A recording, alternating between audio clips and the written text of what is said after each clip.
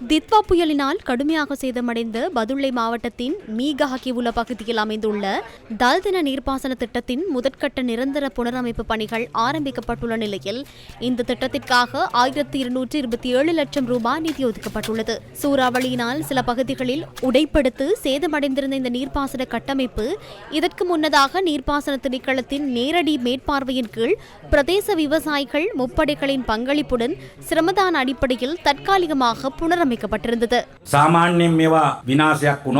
பொதுவாக இவ்வாறான ஒரு பேரழிவு ஏற்பட்டால் பல வருடங்களாக இவற்றை எவரும் கண்டுகொள்வதில்லை. இருப்பினும் நாம் இந்த திட்டத்தை 8 மாதங்கள் நிறைவடைவதற்குள் நிரந்தரமாக முடிப்பதற்கான ஆரம்ப கட்ட பணிகளை முன்னெடுத்துள்ளோம். இப்போது இந்த மாவட்டங்களில் அழிவடைந்த பாரிய நீர்ப்பாசன திட்டங்கள் சிலவற்றின் பணிகளை நாம் ஆரம்பித்துள்ளோம். உமாஹோயா திட்டத்திற்காக நாம் 22.6 கோடியை ஒதுக்கீடு செய்தோம். தற்போது அந்த பகுதியின் பெரும்பாலான பணிகள் நிறைவடைந்துள்ளன. இரண்டாம் கட்டத்திற்காக மேலும் பணம் ஒதுக்கப்பட உள்ளது.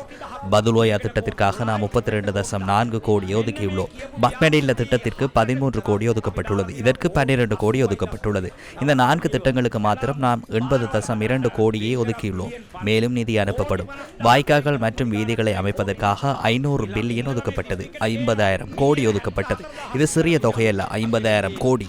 நாம் சென்று கோரிக்கை விடுத்து இந்த மாவட்டத்திற்கு அதை கொண்டு வருவோம். புதிதாக 74,000 மில்லியன் கோரப்பட்டுள்ளது. நாம் அதை கொண்டு வந்து அபிவிருத்தி செய்வோம்.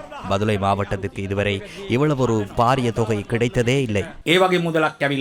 350 ஏக்கர் நிலப்பரப்பை உள்ளடக்கிய 415 விவசாய குடும்பங்கள் நேரடியாக விவசாய நடவடிக்கைகளில் ஈடுபடும் தல்தின நீர்ப்பாசன திட்டத்தை தரத்துடன் கூடிய முறையில் வளமைக்கு கொண்டு வருவதன் மூலம் பிரதேசத்தின் விவசாயத்துறையின் முன்னேற்றத்திற்கு நீண்ட காலம் மற்றும் நிலையான நிவாரணம் கிடைக்கும் என எதிர்பார்க்கப்படுகின்றது. இந்த நீர்ப்பாசன திட்டத்தின் எஞ்சியுள்ள புனரமைப்பு பணிகளை நிர்ணயிக்கப்பட்ட காலப்பகுதிக்குள் நிறைவு செய்து விவசாயிகளிடம் ஒப்படைப்பதே இதன் நோக்கமாகும்.